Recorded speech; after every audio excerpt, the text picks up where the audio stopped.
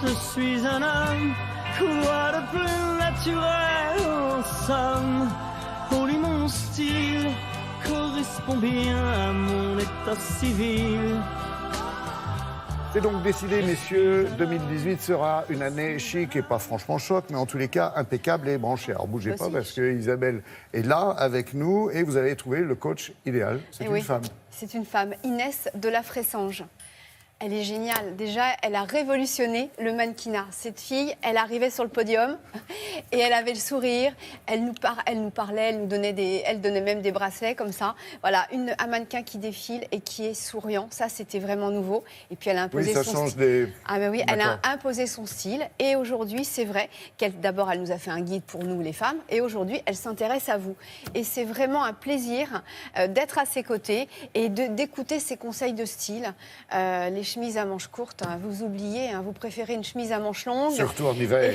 Et vous allez rouler les manches. Non, mais vous avez encore des hommes qui aiment bien les chemises à manches courtes ou les chaussettes blanches, par exemple. Maintenant, c'est juste avec les tennis. Alors, pour qu'elle nous parle justement de ce guide qu'elle a écrit avec une autre journaliste, Sophie Gachet, nous avons pris deux chroniqueurs de Télématin. Voilà, Philippe Collignon et Grégoire Tournon. Regardez.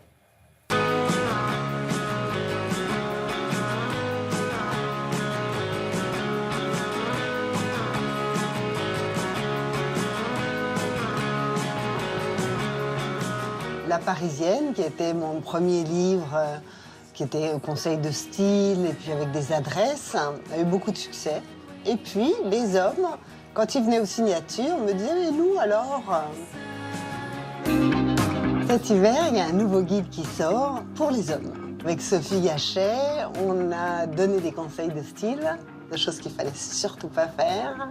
Et puis alors aussi, j'ai demandé à des copains à moi des adresses de restaurants qu'ils aimaient bien, vraiment. Je crois que beaucoup d'hommes vont se retrouver là-dedans. Le premier conseil, ça serait, comme pour les femmes d'ailleurs, de ne pas trop compliquer.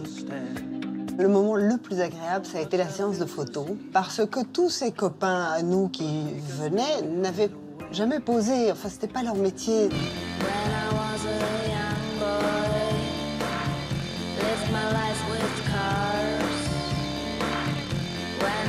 Grégoire est très beau, il a beaucoup de charme, et puis en plus, il est assez bien habillé déjà.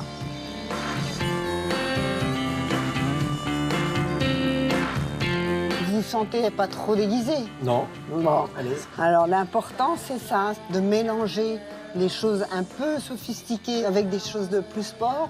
Je trouve que c'est toujours joli. Et de temps en temps, les hommes se disent, soit je suis habillée en jogging, et soit je suis habillée en costard. Non. Vous pouvez un peu mélanger les deux.